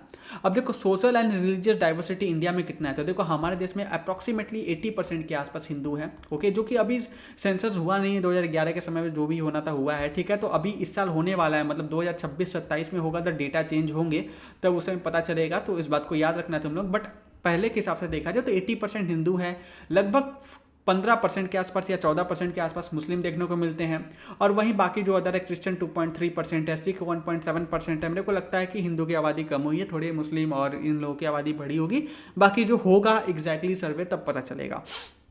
ठीक है, यहाँ पे देखा जाए सेंसर, यहाँ पे डायरेक्टली ये इसको पढ़ लेना है तुम लोग को, ये हम होमवर्क देता हूँ, कुछ खास इसमें है नहीं। आप ठीक है, जो ये डेटा दिया गया है यही चीज़ को यहाँ पे बताया गया है। ठीक है, चलो अभी आगे बढ़ते, क्योंकि बस डेटा याद रखो, अभी एग्जाम पर्सपेक्टिव से मैं पढ़ा रहा हूँ, तो मैं लाइन बाय लाइन इसमें नहीं घुस सकता क्योंकि मेरी मजबूरी है। ओके, मेरी मजबूरी है। ओके, तो थोड़ा सा तुम यहाँ पे कॉपरेट करोगे, ये तुम्हारी होमवर्क भी है। ओके, चलो आगे बात करते हैं social and religious diversity in India. हमारे देश में सोशल और रिलीजियस डाइवर्सिटी हमारे देश में कौन कौन सा है? देखो, caste continue to play significant role shaping the economic inequality in India. आज के समय हमारे देश में कास्ट वाला जो नौटंकी है ना, बहुत एग्जिस्ट करता है। ठीक है, कास्ट के बेसिस पे आज भी डिस्क्रिमिनेशन आपको देखने को मिलता है हमारे देश में। Despite of the legal reforms effort to address the historical injustice while the explicit the formalized inequality based on the caste have been outlawed to repercussion of the centuries of discrimination persist contributing to the contemporary economic disparity moreover the new form of inequality have been emerged। मतलब आज के समय में नौटंकी चल रही है इनकी, डिफरेंसेस तो है इन शॉर्ट क्या है बेटा, डिफरेंसेस तो आज भी देखने को मिलता है, कास्ट डिस्क्रिमिनेशन आज भी देखने को मिलती है, जाति के नाम पे कुछ लोग अपने आप को कुछ ज़्यादा ही प्राउड फील करते हैं और कुछ लोग कुछ ज़्यादा ही डिस्क्रिमिनेटेड फील करते हैं। तो ये प्रॉब्लम आज भी हमारे सोसाइटी में क्या करता है, एग्जिस्ट करता है। इसमें कोई भी दिक्कत मतलब डाउट वाली बात नहीं, ये चीज़ एग्जिस्ट करता है। लेकिन हाँ, इसके रिगार्डिंग लॉ रिफॉर्म्स भी लाए गए हैं। लेकिन देखो अल्टीमेटली समझो ना, कोई भी एक्ट पास कर देना, जैसे एक रूल बनाया गया है कि हेलमेट बिना लगाए गाड़ी नहीं चलानी है, चौराहे पे आपको जब भी रेड लाइट हो तो आपकी गाड़ी को रुकना है, प्रॉपर्ली ट्रैफिक लाइट को फॉलो करना है, ये तो कानून है। लेकिन क्या लोग इसको फॉलो करते हैं? नहीं। ये फॉलो कब किया जा सकता है? जब तक लोगों की खुद की इच्छा नहीं होगी तब तक ये फॉलो नहीं होगा। तब मतलब लोगों को आगे बढ़ के इसको फॉलो करना पड़ेगा। समझ में आ रहा है? वैसे ही रिलीजन बेस्ड डिस्क्रिमिनेशन को खत्म करना है तो लोगों को खुद आगे आना पड़ेगा। कहीं किसी कानून में लिख देने से, किसी कॉन्स्टिट्यूशन में लिख देने से ये चीज़ नहीं फॉलो होने वाला है। क्योंकि अगर ऐसा होने वाला होता तो ये हो गया होता ना, अभी तक नहीं हुआ। इसका मतलब सर खुद को हम लोग को इन्वॉल्व करवाना पड़ेगा। क्या ये बात समझ में आई? Okay. Although there has been a notable shift in the relationship between the caste and economic status over the past few decades, हाँ कुछ बीते हुए दशकों में ये चीज़ें देखने को मिली, ये काफ़ी चेंजेस आए हैं। With rich and poor individual now found in every caste group. आज के समय में देखो हमेशा ये नहीं है कि जो थोड़े दलित लोग हैं वही केवल गरीब है और अपर कास्ट के लोग हैं जो अमीर है। आज के समय में थोड़ा डेमोग्राफिक बदला है। आज तुमको गरीब अमीर दोनों ही कैटेगरी में दिखाई देखने को मिलता है। एवरेज इकोनॉमिक स्टेटस के टाइम में देखोगे तो कास्ट ग्रुप स्टिल ट्रेन to follow an old hierarchy in the terms of economic status, with the upper caste typically enjoy the higher economic standing compare to the Dalit. आज के समय में दलित जो बेचारा है वो गरीब है। ST SC जो हमारे होते हैं, आदिवासी जो हैं, आज के समय में ये लोग गरीब हैं। लेकिन आज भी देखने को मिलते हैं, मेजोरिटी ऑफ द लोग गरीब देखने को मिलते हैं। लेकिन वही देखोगे आज भी अपर कास्ट वाले थोड़े अमीर देखने को मिलते हैं। While the backward class somewhere fall in this between. ठीक है, बैकवर्ड कास्ट जो बैकवर्ड वाले जो लोग होते हैं, जो ST SC भी नहीं है, जनरल भी नहीं, वो बीच में बेचारे न्यूट्रल होकर घूम रहे होते हैं, लटके हुए होते हैं। ठीक है, पेंडुलम की तरह, ना इधर के है ना उधर के। उसके बाद आता है proportion living in the extreme poverty. देखो while poverty exist across the all the caste, the percentage of individual living below the poverty line, जिसको हम लोग शॉर्ट में BPL कहते हैं। क्या बोलते हैं? BPL is significantly higher among the lower caste. देखोगे जो शेड्यूल कास्ट है, शेड्यूल ट्राइब्स है, उनके अंदर में गरीबी ज़्यादा देखने को मिलती है compare to the upper caste. Backward classes also experience a larger prevalence of extreme poverty related to the upper caste. देखोगे बैकवर्ड कास्ट में भी देखो गरीबी तुमको देखने को मिलेगी। अब देखो representation among the rich, upper caste are कहते proportionately represent among the wealthy, while lower caste are the unrepresented in affluent segment of the society. This suggest that the economic opportunity and resources are not distributed equally across the caste line. ये दिखाता है कि जो caste line है, basically जो general category हो जाते हैं या फिर जो नॉर्मल अपर कास्ट हो जाते हैं, फिर उसके बाद बैकवर्ड कास्ट के लोग होते हैं, फिर ST SC जो हमारे पास निकल के आते हैं, इनमें ये ज़्यादातर जो वेल्दी लोग हैं जनरल कैटेगरी में है। उसके बाद जो बैकवर्ड है वो ऑलमोस्ट बीच में रहते हैं, ना ज़्यादा बहुत ज़्यादा वेल्दी है, ना ये बहुत ज़्यादा बैकवर्ड है। लेकिन ये लोग बेचारे ज़्यादा गरीबी फेस करते हैं। हाँ, देयर आर एक्सेप्शन तीनों ही कैटेगरी में, जहाँ पे लोग अमीर भी है गरीब भी है, but majority of the case की बात करें तो वो ऐसा सीन है। ठीक है, the data from the national sample survey organisation further underscore that the disparities, for instance, the percentage of the population below the poverty line varies significantly across the different caste and community group. ST and SC experience higher rate of poverty both in the rural and urban areas compared to the upper caste. Similarly, the proportion of the individual being extremely poverty trend to be the highest among the lowest caste, highlighting the enduring the impact of the caste based economic inequalities. कहीं ना कहीं caste based economic inequality हमारे देश में exist किया करती है। Despite effort to the address caste based discrimination, promote the social inclusion, this finding underscores ongoing challenges in achieving the economic equality across the caste line in India. Here is the information present in the tabular format of the percentage of population living below the poverty line based on the caste and community group, distinguishing between the rural and urban area. देखो क्या लिखा है यहाँ पे, पूरा यहाँ पे data दे रखा है कि शेड्यूल ट्राइब में देखोगे रूरल एरिया में कितने 45% जो लोग हैं वो तुम्हारे गरीबी रेखा के नीचे है, 35% अर्बन में है। तो यहाँ पे पूरा लिस्ट दी गई है, तो तुम इसको देख सकते हो। और हम लोग आगे बढ़ते हैं कास्ट एंड पॉलिटिक्स की तरफ। ठीक है, ध्यान देना, caste and politics in India present a complex interplay of both the positive and negative aspect. देखोगे कास्ट और पॉलिटिक्स जो पॉलिटिक्स है इंडिया में, दोनों ही प्रकार के रोल प्ले करते हैं। नेगेटिव और पॉजिटिव दोनों ही, मतलब बोलते हैं एक सिक्के के दो पहलू होते हैं, बिल्कुल वैसा है। Unlike the gender and religion, caste division is equal to India. Caste division देखोगे सभी जगह इक्वल है, जेंडर इक्वालिटी हर जगह अनइक्वल है, कई जगह ज़्यादा है कई जगह कम, बट कास्ट वाला ये जो नाटक है ये हर जगह है। Okay, has historically been source of social inequality and discrimination, क्योंकि देखो हिस्टोरिकली हमारे देश में इनइक्वालिटी और डिस्क्रिमिनेशन का कारण रहा है कास्ट। ठीक है, देखो the caste system in India characterized by the hereditary, मतलब occupational division sanction by the rituals, जैसे बोलते हैं ना कोई अगर चमड़े का काम कर रहा है तो वो मोची हो गया। ओके, कोई पढ़ा रहा है तो ब्राह्मण हो गया। तो मतलब क्या है, उनके जिस बेसिकली ऑक्यूपेशन के हिसाब से उनका जो कास्ट है उसको डिसाइड कर दिया गया। इसलिए मैं बोलता हूँ ना कि यार आज के समय में डॉक्टर कोई भी बन सकता है, doctor is not a religion. लेकिन पहले ज़माने में क्या था, जो एक पूजा करने वाला व्यक्ति था अपने बच्चे को ही पूजा करने का तरीका सिखाता था, किसी और को नहीं सिखाता था कि कोई और जान जाएगा, इसलिए वो खुद को सुपीरियर बताता था। ओके, तो कहीं ना कहीं यहाँ पे रिचुअल्स वगैरह बेमतलब के डाल दिए गए हैं। Etch caste group practice specific occupation, देखो कि हर एक कास्ट जैसे बनिया है तो वो किराने का दुकान ज़्यादा संभालता है। Married with in the group, वो अपने कास्ट के अंदर ही शादी करते हैं। ठीक है ना, सोशल नॉर्म्स को फॉलो करते हैं, डिस्करेज करते हैं interaction with the member of other caste group, दूसरे कास्ट के लोगों से बात करना, ज़्यादा इंगेज करना, शादी वादी करना। देखो आज के समय भी इंटर कास्ट मैरिज लगे बहुत बड़ी बात हो जाती है, तो ये सारे मैटर करते हैं। Moreover certain caste group were subject to the inhuman practice of untouchability, लेकिन कुछ कास्ट ग्रुप जैसे है ज्योतिबा फुले, महात्मा गांधी, बी आर अम्बेडकर, प्यारी रसमबाई नेकर, इन लोगों ने क्या हाईलाइट किया इस चीज़ों को कि सर्टेन कास्ट जो थे हमारे देश में उनके अगेंस्ट बहुत ज़्यादा डिस्क्रिमिनेशन देखने को मिला है आपको। ओके, सभी कास्ट के अगेंस्ट नहीं। अब ये चीज़ मैं और मोस्ट प्रोबेबली तुम भी नहीं समझ पाओगे, जिनके अगेंस्ट हुआ है ना वो समझेंगे, क्योंकि मेरे साथ तो कभी ऐसा हुआ नहीं, क्योंकि भगवान की दिन है, जो भी बोलूँ मैं उस कास्ट में पैदा नहीं हुआ, लेकिन जो हुए हैं बेचारे उनके साथ समझने वाली बात हो जाती है। ओके, आगे बात करते हैं effort by this leaders along with the socio economic changes such as economic development, urbanisation, increased by the literacy, educational opportunity and occupational mobility have led to the significant transformation in the caste system. ठीक है ना, however the caste inequality persist, आज भी देखो caste equality exist करती है। Okay, in the modifying form. ठीक है ना, economic development, urbanisation have a weakened the traditional cast hierarchy, but the caste continue to influence social economic norms. आज के समय भी देखोगे कास्टिज्म वाला जो दिक्कत है, ये जो नौटंकी है, मैं इसलिए नौटंकी बोलता हूँ क्योंकि एक्चुअली में देखा जाए तो कुछ नहीं है, बस एक दूसरे को ऊपर दिखाने का, खुद को एक बेमतलब का कारण से खुद को सुपीरियर दिखाने का एक रीज़न है, राइट। तो ये बोलते, जो इंसान बोलता है ना कि हमारा कास्ट ऊंची है, वो इंसान असल में उतना ही छोटा व्यक्ति होता है, छोटा अपने सोच से। ठीक है, तो ये चीज़ हमेशा याद रखना। ओके, कभी भी ये सब चीज़ों में मत पड़ना यार। हमेशा इंसान हो, भगवान ने सबको बराबर बनाया है, चाहे हम हैं, आप है, कोई और है। आपका कोई हक नहीं है आप किसी के साथ डिस्क्रिमिनेशन करें। भगवान ने बनाते हुए जब डिस्क्रिमिनेशन नहीं करा है, तुम्हें भी दो आँख उसे भी दो आँख। ठीक है, तुम्हें भी चोट लगता है तो दर्द होता है, उसे भी होता है। जब तुम्हारे कोई तारीफ करता है तुम्हें खुशी होता है, उसे भी होता है। तो बुरा भी तो उसे लगता है यार। जब भगवान ने सबको सेम फीलिंग सेम चीज़ें दी हैं, तो फिर तुम डिस्क्रिमिनेशन करने वाले तुम कौन होते हो? और फिर खुद को बोलते हो हम तो यार भगवान के सेवक है, हम ऊंचे काज, हम ब्राह्मण, हम ये है वो है। तुमसे ज़्यादा नीच कोई नहीं है फिर, अगर तुम ये सब सोच लेके चलते हो तो।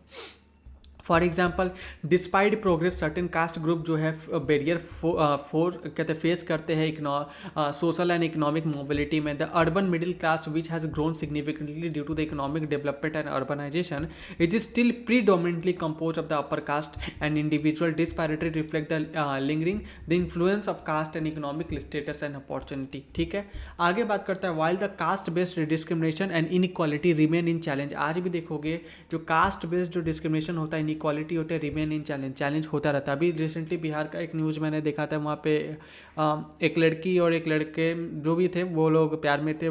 तो उसमें प्रॉब्लम क्या था कि जो लड़की थी वो अपर कास्ट की थी, लड़का दलित था, तो उस लड़के को मार दिया गया। तो मेजर यहाँ पे मुद्दा ये नहीं था कि लव मैरिज था, मुद्दा ये था कि वो नीचे जात का था। तो ये कास्टिज्म इतना घटिया चीज़ है, ठीक है ना। Okay, there have been a positive development as well. Affirmative action policy such as the reservation education in government education in government job में रिजर्वेशन वगैरह लाया गया है शेड्यूल कास्ट शेड्यूल ट्राइब्स के लिए।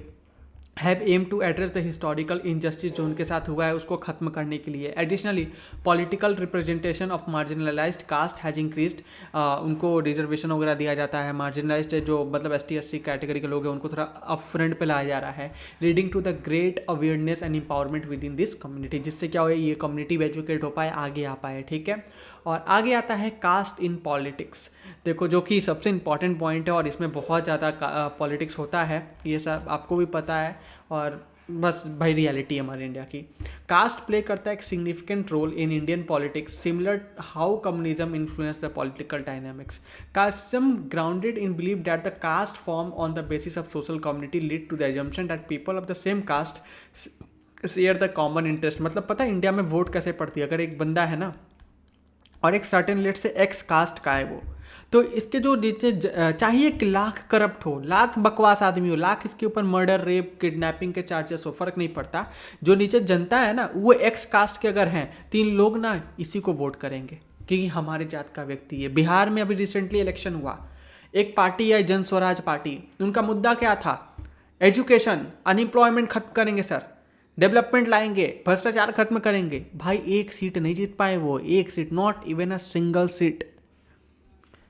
लेकिन वही जो पार्टियां जातिवाद, धर्मवाद, परिवारवाद, करप्शन, वैसे नेता जिनके ऊपर न जाने कितने चार्जेस लगे हुए हों, गिल्टी हैं, ठीक है, उनको वोट मिल गई और वो जीत चुके हैं। आज वो बैठेंगे वहाँ के, तो जनता कैसी माइंडसेट की है वो भी मैं दिखाना चाह रहा हूँ तुमको। ऐसा नहीं है कि गवर्नमेंट जो पॉलिटिक्स नेता होते हैं वो खराब होते हैं, नेता अच्छे आते हैं भाई साहब, लेकिन किसी अच्छे इंसान के अंदर दम नहीं है कि चुनाव लड़ पाए वो, क्योंकि उसे पता है जब चुनाव लड़ेगा तो मुंह ही गिरेगा। अरे एक सीट तो दे सकते थे, वहाँ पे इतना बुरा दशा है, वहाँ पे इतनी गई दयनीय दशा है कि वहाँ पे लोगों को अक्ल नहीं है कि एटलीस्ट एक सीट तो दे दे। क्या कोई पढ़ा लिखा व्यक्ति जो समाज का सुधार चाहता है, क्या कभी वो हिम्मत करेगा खड़ा होने का चुनाव में? नहीं करेगा भाई साहब, कभी नहीं करेगा। ये तमाचा है हर वो लोगों पे जो चाहते हैं कि सोसाइटी में रिफॉर्म्स आए, स्पेशली बिहार जैसे स्टेट में। फिर लोग बोलते हैं कि बिहार से लोग क्यों डिस्क्रिमिनेशन करते हैं। ये हरकतें तुम्हारी नहीं सुधरेगी तो नहीं होगा। ये केवल बिहार की कहानी नहीं है, ये पूरे इंडिया की कहानी है, ठीक है। However, it believe it is not entirely reflect the reality. Caste is just one aspect of the social identity, not the sole determination of people. लेकिन हाँ, कास्ट ऐसा नहीं है सब कुछ कास्ट ही डिपेंड करता है, इसके अलावा भी हमारे देश में और मुद्दे हैं। बट हाँ, कास्ट एक बहुत ही ज़्यादा बुरा चीज़ है, और पॉलिटिक्स में कास्ट रिलीजन आज के समय में पता है बहुत ज़्यादा प्री डोमिनेंट है। क्या पता तुम भी इसके शिकार हुए हो कभी, या फिर एटलीस्ट आसपास माहौल में तो सुनते ही होगे। न्यूज़ चैनल वाले देखते नहीं हो, सब धर्म, सनातन धर्म की रक्षा कर रहे हैं बैठ के, बिक गए हैं, इतने जाहिल है साले। चलो, in politics caste manifest in the various way. Candidate selection में भाई इस जाति के लोग, मान लो एक पर्टिकुलर एरिया है जहाँ पे एक्स कास्ट के लोग ज़्यादा रहते हैं, तो वहाँ पे जो पॉलिटिकल पार्टी है ना उसी कास्ट के लोगों को खड़ा करती है एज अ कैंडिडेट जिससे उसको ज़्यादा वोट मिले। Caste appeals during the election, लोग बोलते हैं कि भाई हम सेम कास्ट के हैं, ठीक है, आप हमें वोट दीजिए, हम इस धर्म को रक्षा करने बैठे हैं, आप हमें वोट दीजिए। तो caste appeal.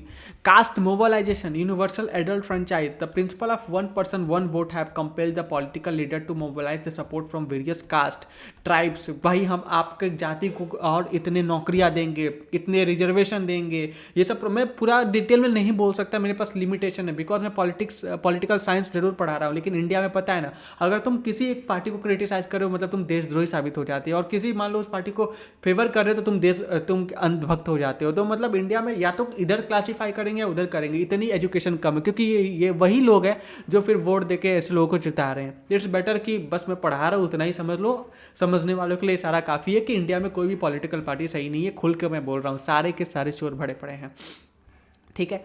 However it is important to recognise. हो सकता है तुम्हारे दिमाग में आया सर कोई तो होगा जो इंसान ईमानदारी से काम करे। सर इंडिविजुअल कैंडिडेट भी कभी खड़ा होता है ना तो उस पर इतना दबाव बना दिया जाता है कि वो तो अपना नॉमिनेशन वापस ले ले, या फिर खड़ा भी हुआ ना तो वही 0 सीट, बिहार का एग्जाम्पल, क्योंकि उसके अंदर टीचर्स खड़े थे भाई, इंजीनियर्स खड़े थे। मतलब मैंने एक कैंडिडेट जो थे उनकी बुक भाई आईटी में चलती है, लोग बच्चे आईटी की जो प्रिपरेशन करते हैं वो पढ़ते हैं।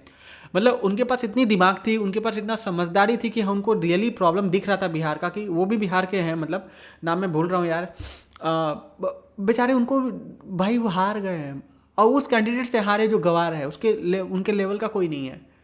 मतलब क्या हो सकते वो समाज, वहाँ के लोग क्या माइंडसेट के हैं भाई, माथा मतलब वो क्या, मतलब मुंह से कुछ निकल रहा है मैं कंट्रोल कर रहा हूँ, बस समझ लो।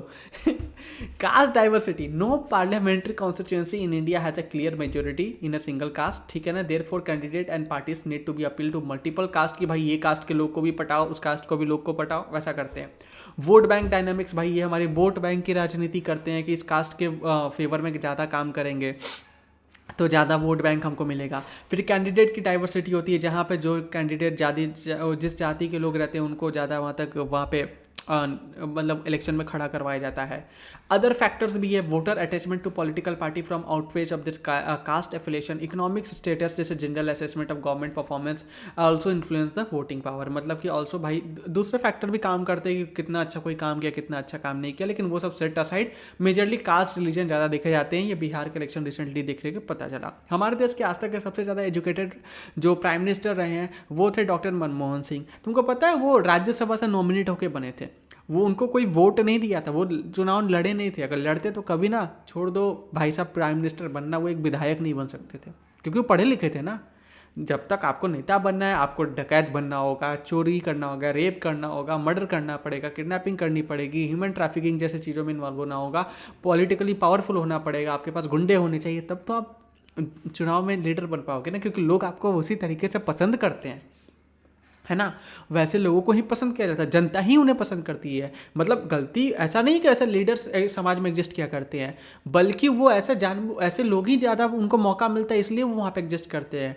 जो समझदार है, जो एक्चुअली में चीज़ों को चला सकता है ना, वो नहीं कभी खड़ा होगा, क्योंकि लोग उसको वोट नहीं देंगे। देश में बोलते हैं ना, कोई टीचर है या फिर कोई समझदार व्यक्ति है जिसको पता है गवर्नेंस कैसे काम करता है, उसको मौका कभी नहीं मिलता। हो सकता है तुम्हारे दिमाग में सर आप ही क्यों नहीं खड़ा हो जाते चुनाव में, लड़ लो। नहीं लड़ सकता भाई, क्योंकि मैं एजुकेटेड हूँ, मेरे गुनाह ही है। मेरे पास अगर वही कट्टा वट्टा रहता, वही अगर मैं क्रिमिनल होता तो मोस्ट प्रॉब्ली मैं जीत सकता था, बट ऐसे मैं नहीं जीत सकता, क्योंकि लोग हमको मे भी एक दो वोट, मेरे घर में 2-4 वोट मिल जाए वो बहुत अलग बात है, मैं तो नहीं मिलने वाला। ठीक है, चलो ये तुम्हारे साथ भी होगा, तुम पढ़ लिख लोगे, तुमको रियल सोसाइटी की प्रॉब्लम सामने आ जाएगी। तुम लोगों को बोलोगे भाई सड़कें खराब है, सेफ्टी का प्रॉब्लम है, पुलिस अच्छी नहीं है, पुलिस रिफॉर्म लेकर के आएंगे, लोगों को नहीं समझ में आएगा। लोगों को बोलो कि नहीं यार, तुम्हारा मंदिर टूट गया, मंदिर बनवा देंगे, तुम्हारा मस्जिद बनवा देंगे, तुम्हारा दरगाह बनवा देंगे, देखो फटाफट वोट मिलेगा।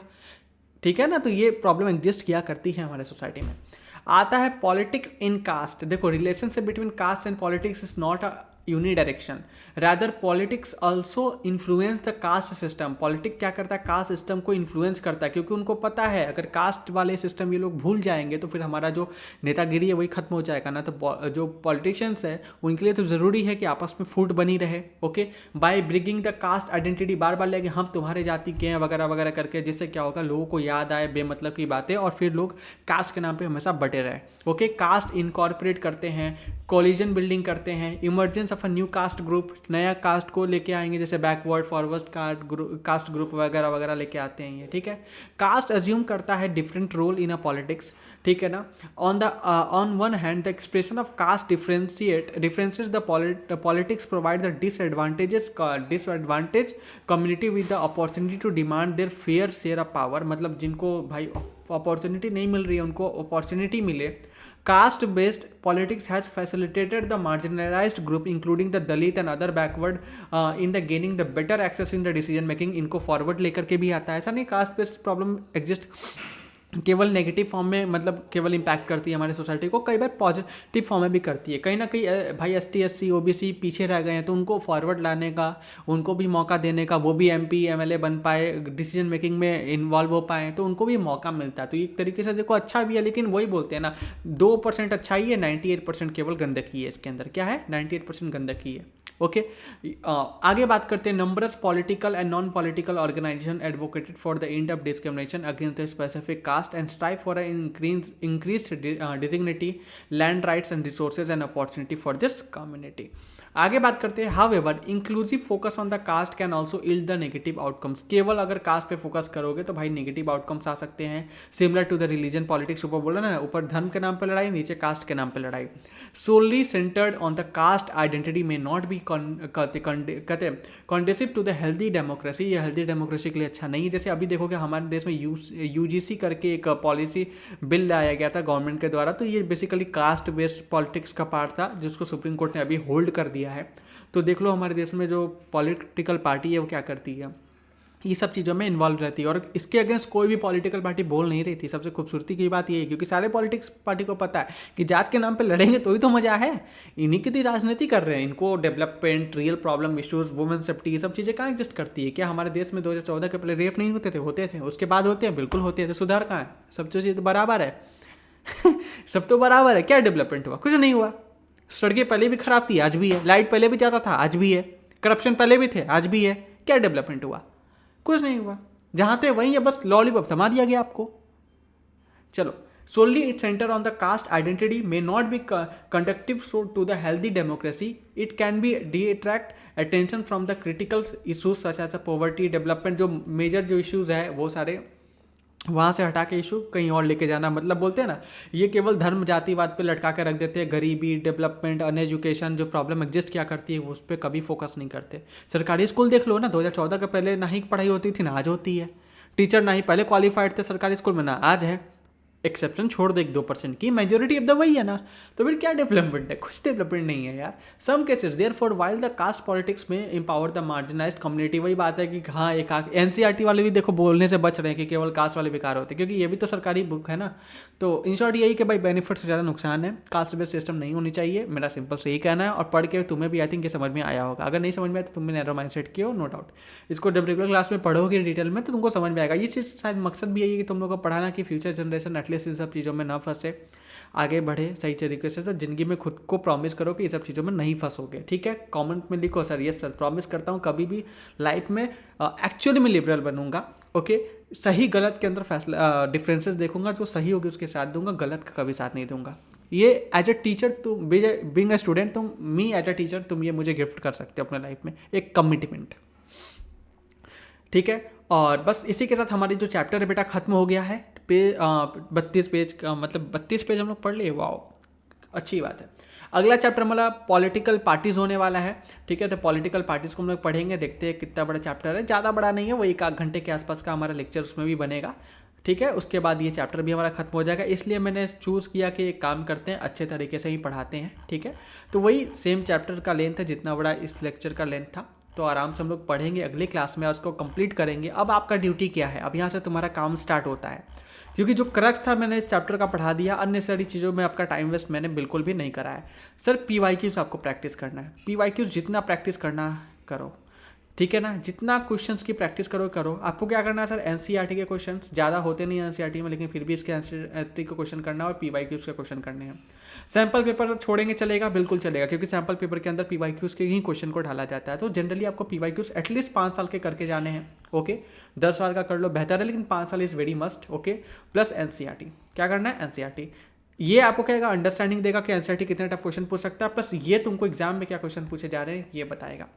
तो इंपॉर्टेंट है, पढ़ के जाना। जो इंपॉर्टेंट एस्पेक्ट है मैंने पढ़ा दिया, बुक ऐप में अपलोडेड है, तुम्हें पढ़ना है, चीज़ों को याद करना और क्वेश्चन को सॉल्व करना है। मैं मिलता हूँ नेक्स्ट क्लास में कल। अगले चैप्टर हमारा 4th चैप्टर होगा सिविक्स का। फिर हमारा क्या हो जाएगा, ये सिविक्स का पार्ट भी खत्म होने को जाएगा। यानी कि हम लोगों ने क्या क्या निपटा लिया सर, पावर शेयरिंग निपटा लिया, फेडरलिज्म निपटा दिया, जेंडर रिलीजन कास्ट निपटा दिया। अगला पॉलिटिकल पार्टी होगा, उसके बाद आउटकम ऑफ डेमोक्रेसी, मतलब आगे के 2 लेक्चर आएंगे। फिर हमारा 100% जो सिलेबस है सिविक्स का वो क्या हो जाएगा, कंप्लीट हो जाएगा।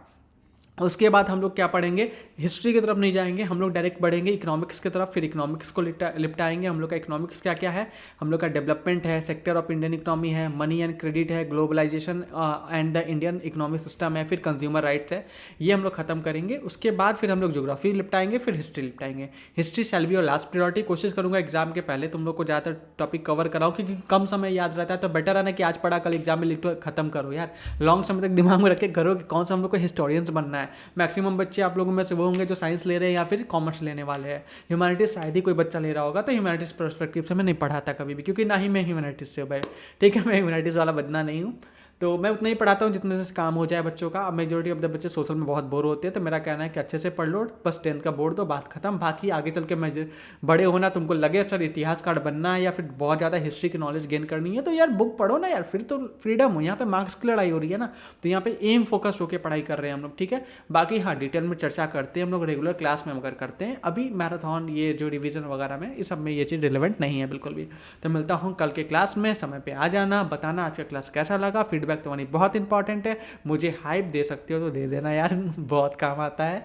और लाइक कर देना। और बुक मैंने बता रखा है, वेदत के वेबसाइट पे जाओगे, जैसे मैं बता दूँ एक बार और, जैसे तुम वेदत के वेबसाइट पे जाते हो, ठीक है, जैसे ये वेदत का वेबसाइट है, ये तो ईमेल आईडी है ना, रुको, वेदत के वेबसाइट पे जैसे ही तुम जाओगे यहाँ पे कोर्स के सेक्शन में जाना, यहाँ पे तुम्हें क्लास 10 का बोर्ड ओरिएंटेड बैच मिलेगा, इसमें इनरोल कर लेना, जहाँ पे तुमको दिखाई देगा क्या बहुत सारे क्वेश्चंस यहाँ पे अपलोडेड है, मतलब सॉरी पीडीएफ सारे मैंने अपलोड करता जा रहा हूँ। और ये इसके भी PYQs क्या करूँगा अभी मैं कुछ देर में अपलोड कर दूंगा। मेरे स्मार्ट बुक 300 पेजेस वाले ये है, प्लस इसके शॉर्ट एंड स्क्रिप्ट नोट्स यहाँ पे अवेलेबल है, ठीक है ना। एक अर्ना नाम का बच्चा जो है इनरोल कर लिया इस बैच में, मतलब आज मिला करके 2 बच्चों ने इनरोलमेंट ली है। ओके, अभी स्टार्टिंग लेवल पे 2 बच्चों ने ली ना भाई। तो यहाँ पे इसमें कम्युनिटी का एक्सेस मिलता है, जहाँ पे तुम अपने डाउट्स वगैरह मुझसे पूछ सकते हो। तो यार पूछ लेना डाउट, कोई दिक्कत वाली बात नहीं है, मैम और मैं दोनों ही डाउट आपके सॉल्व कर देंगे। ठीक है, चलो बाय बाय।